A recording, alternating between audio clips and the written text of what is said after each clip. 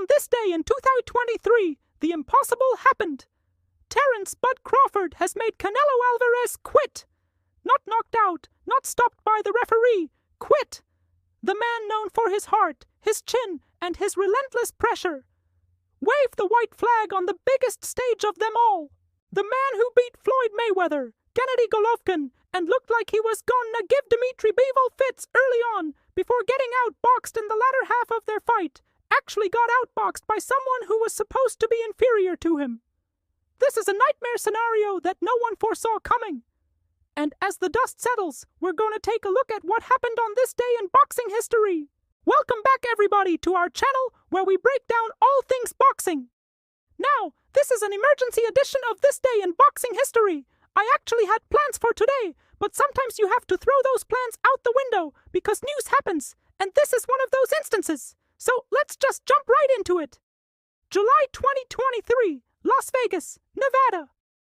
For the undisputed welterweight championship of the world, Terence Crawford puts his WBC, WBO, WBA, and IBF titles on the line against the seemingly unbeatable Saul Canelo Álvarez, who is moving up from super middleweight. Crawford was a massive underdog going into this one. Many thought that Canelo would continue his reign of terror and destroy Terence Crawford like he had so many other opponents before him. But something happened that we never expected.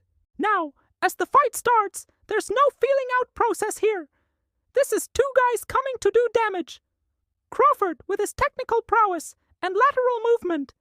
Elvion with his relentless forward pressure. For the first few rounds, though, it seems like it might be another routine night for Canelo as he dominates the early going. By the second round, he had already hurt Crawford multiple times, opening a deep cut above his left eye. By the third, that cut is still there, looking worse than ever. And Canelo has Crawford hurt once again. This time, he stuns Crawford with a huge uppercut. Canelo thinks he has Crawford on the ropes now, but somehow Bud Crawford survives the onslaught.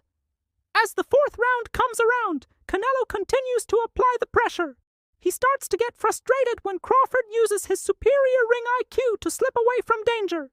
Crawford is clearly hurt, but he's surviving. In the fifth, though, something changes. Crawford catches Canelo off guard with a lightning-fast straight left hand. The bell rings before Canelo can recover. Then Crawford comes right out in the sixth, attacking the body, attacking the head. He hurt Canelo once again. And this time, there's no recovery. Canelo hits the canvas, but after a standing 8 count, he gets back up. His legs are wobbly, but he's still in the fight. But then, in the 7th round, Canelo's eyes start to roll back in his head. He looks dazed, and while he does try to tie Crawford up against the ropes, it's clear that he's not the same fighter that we've come to know and love. Crawford hurts Canelo once again. This time, it's a vicious uppercut that sends Canelo crashing to the canvas. Once again, he beats the count, but it's clear that he doesn't have anything left. As the 8th round begins, Crawford comes out even more aggressive. He's looking to finish the job. And while Canelo does tie him up against the ropes and look to steady himself, it's clear that this is only a temporary reprieve. And soon enough, Crawford is separating once again. Canelo throws a punch that misses wildly. He looks exhausted. Crawford capitalizes. He drops another uppercut and Canelo hits the canvas once again. This time he doesn't beat the count. And while some people were expecting a stoppage here, the ref waves the fight off, believing that Canelo has quit. This is a controversial decision because replays show that Canelo didn't actually tap or throw his mouthpiece away or anything like that. Instead, he appeared to look at the ref and then put his head down on the ropes as if he was giving up. It's later revealed that Canelo was actually trying to signal to his corner that he needed a new mouthpiece. But unfortunately for him, the ref didn't see that. He saw a defeated Canelo, a man who had given everything he had and come up short against a determined challenger. So the impossible happened on this day in boxing history. Terence "Bud" Crawford made Canelo Álvarez quit.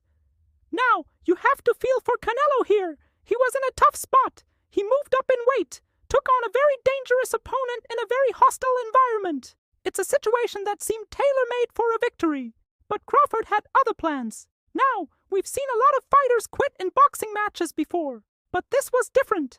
Canelo is known as one of the best in the world. His last defeat came almost to this match, and the man who handed him that loss, Dimitri Bivol, was supposedly inferior to Crawford.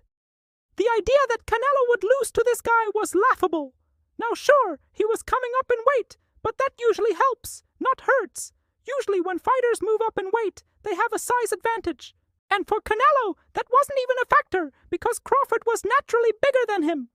It's hard to say what exactly went wrong for Canelo in this fight.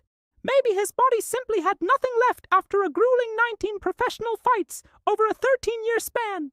Maybe Crawford's skill was simply too much for him. Whatever the reason, Canelo lost. He lost in a way that he never had before. He'd been knocked out cold by Floyd Mayweather, had split decisions go against him in his 2 fights with Gennady Golovkin, and had a close one with Dimitri Bivol. But this was something else. This was utter domination. Crawford, on the other hand, had silenced the critics once and for all.